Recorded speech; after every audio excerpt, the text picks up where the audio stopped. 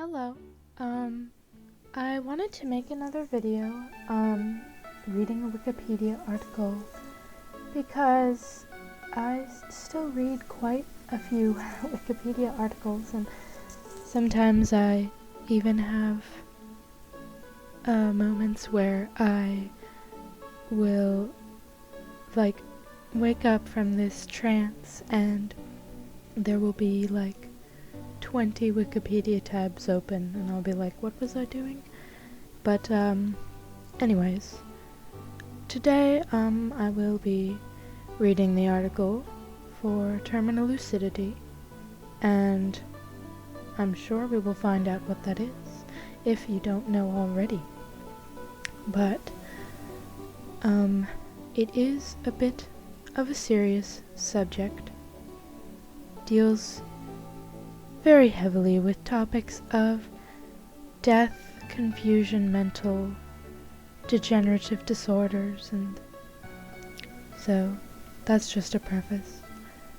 And also, if you're wondering why my voice sounds the way it does, it's because I'm trying to rest it. I have a bit of a cold coming on, and my throat is very sore. So, it's much more comfortable for me to talk in the soft way. But, let's get into it. Terminal lucidity.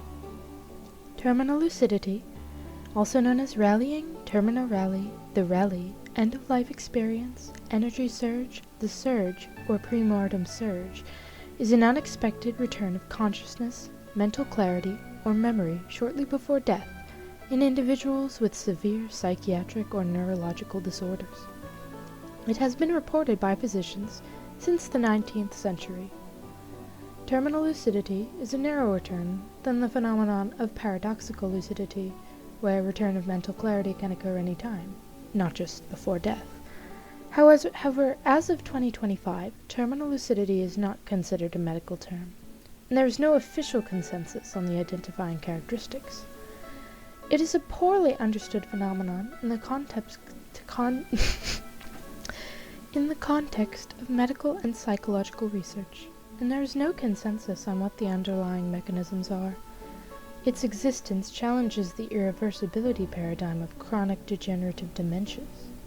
Studying terminal lucidity presents ethical challenges due to the need for informed consent. Care providers also face ethical challenges of whether to provide deep sedation, which might limit terminal lucidity, and how to respond to requests for a change in care plans from family members. History. Several case reports in the 19th century describe the unusual condition of an improvement and recovery of the mental state in people days or weeks before death. In 1887, William Monk called the phenomenon lightening up before death. According to historical reviews headed by the biologist Michael Naum, the phenomenon has been noted in individuals with diseases which cause progressive cognitive impairment, such as Alzheimer's disease, but also schizophrenia, tumors, strokes, meningitis, and Parkinson's disease. This makes terminal lucidity a phenomenon that is difficult to classify. Researchers are unclear if the phenomenon occurs in all people, regardless of their medical history. In 2018, a group of researchers at Dongguk University Islam Hospital published a study involving the observation of people weeks prior to death. Out of 151 deaths, 6 people experienced terminal lucidity. These 6 had different admission causes, and upon admission 3 of them were alert and aware, and the other 3 were drowsy. The most common causes of death among these people were different infectious diseases or cancer complications. A survey of 45 Canadian palliative care volunteers reported that 33% of them personally witnessed at least one case of terminal lucidity within the past year. According to Naum, it may be present even in cases of people with previous mental disability. Naum defines 2 subtypes, one that comes gradually, a week before death, and another that comes rapidly, hours before death, with the former occurring more often than the latter. There are many cases reported in literature although the phrase terminal lucidity was officially coined in 2009. Interest in this condition, which dwindled during the 20th century, has been reignited by further studies. Characteristics. Terminal lucidity is characterized by transient reversal in an individual's physical symptoms of disease, such as Alzheimer's and other similar dementias.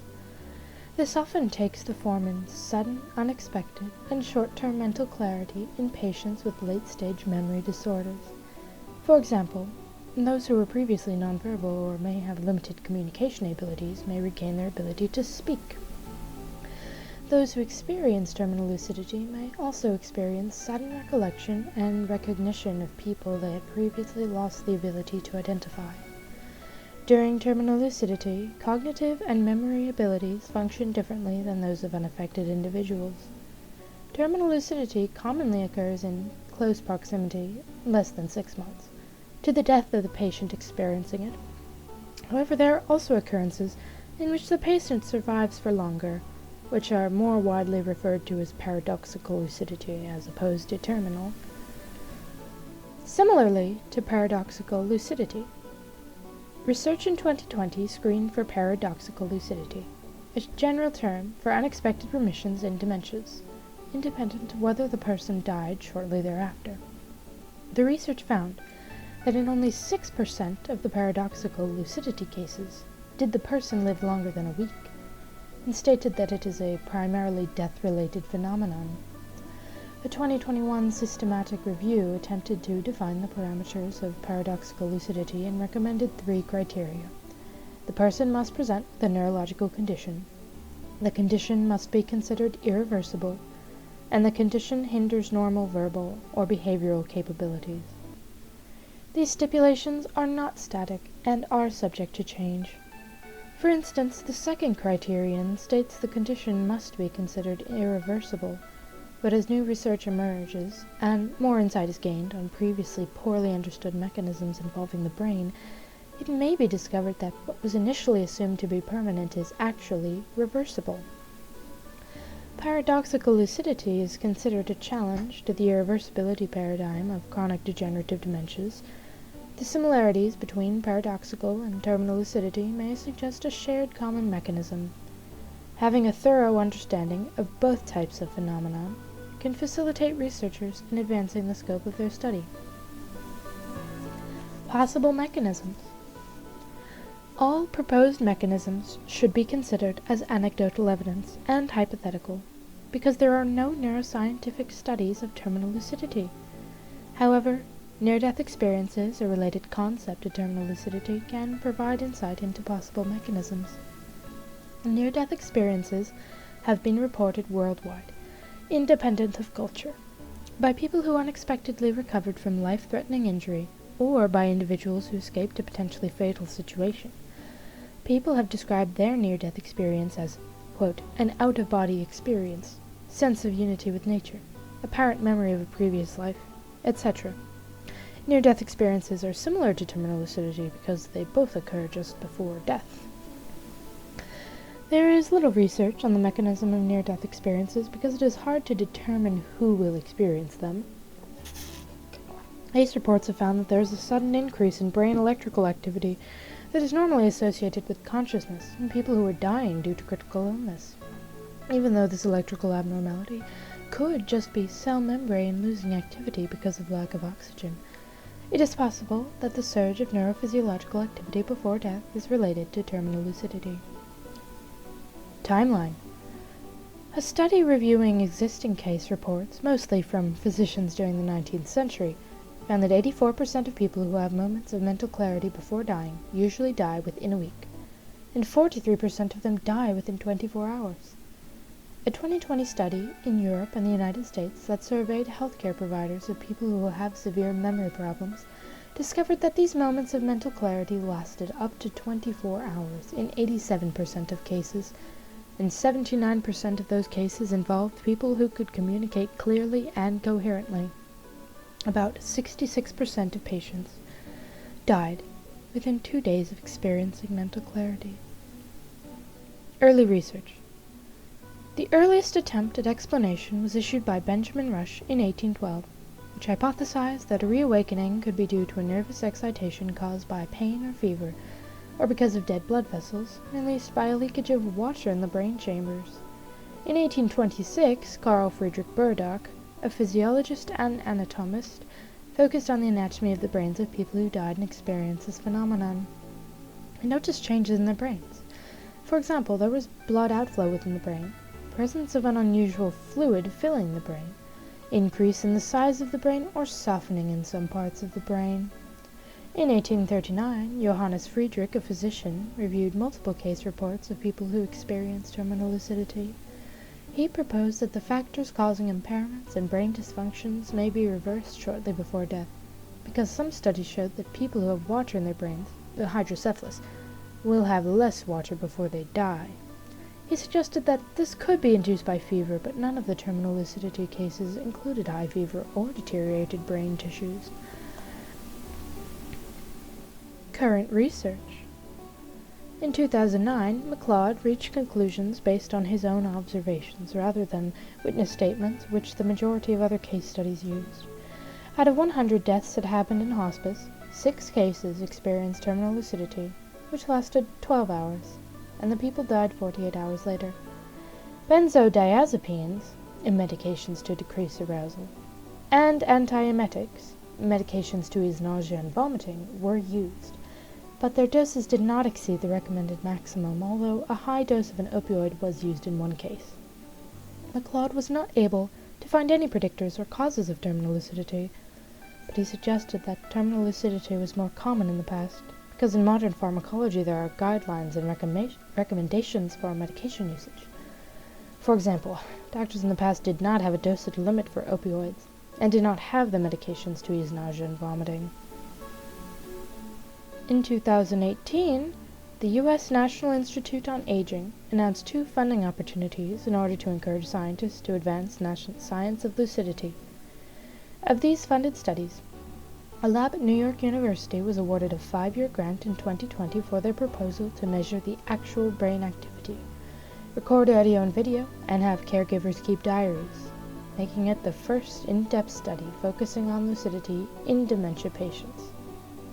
In 2021, a non-tested hypothesis of neuromodulation was proposed, whereby near-death discharges of neurotransmitters and corticotropin-releasing peptides act upon preserved circuits of the medial prefrontal cortex and hippocampus, promoting memory retrieval and mental clarity. This study also proposed a relationship between lucid dreaming and terminal lucidity, suggesting further research should be conducted to explore the similarities of brain signals between the two. Ethical considerations. In his 2009 study, McLeod discussed how modern medical practices, such as the use of sedative medications, may contribute to the rarity of terminal lucidity. Deep sedation, which is often used to alleviate intractable symptoms, could deprive patients of the opportunity to experience moments of clarity and connection with loved ones before dying. Understanding the mechanism behind terminal lucidity has ethical implications for how researchers design studies. Study participants with severe neurological disorders such as schizophrenia or dementia may not have the capacity to provide informed consent. Another ethical issue is whether study participation is voluntary. Caregivers or administrators at nursing homes and long-term care facilities may exert undue influence on individuals living there. One report stated voluntarism of vulnerable subjects is usually compromised. Another report recommended having policy discussions and protocols in place that can address and minimize the potential for harm to the individual. Ethical dilemmas may arise in cases of individuals with advanced cognitive impairment who experience terminal lucidity, because healthcare providers must balance respecting previously expressed wishes with any newfound information presented during the lucid episode. One report recommended early conversations between end-of-life patients and healthcare providers so that medical decisions can be made that are in line with each patient's values and preferences, even in the presence of fluctuating cognitive states. Terminal lucidity may have a significant influence on families. Some family members may believe that their loved ones are improving, only to experience their death soon after. After an episode of consciousness, family members may request the clinicians to modify the care plan, hoping for a recurrence of such moments. Clinicians are also affected as they try to help and comfort the family members who are dealing with a phenomenon that is not well understood. Terminal lucidity may provide a positive experience for family members who see these moments of clarity as a way to resolve unfinished business, reach closure, or reaffirm spiritual beliefs. As a result, several reports recommend providing guidelines for clinical practice. And that's the end of the article. I think that this phenomenon provides a great deal of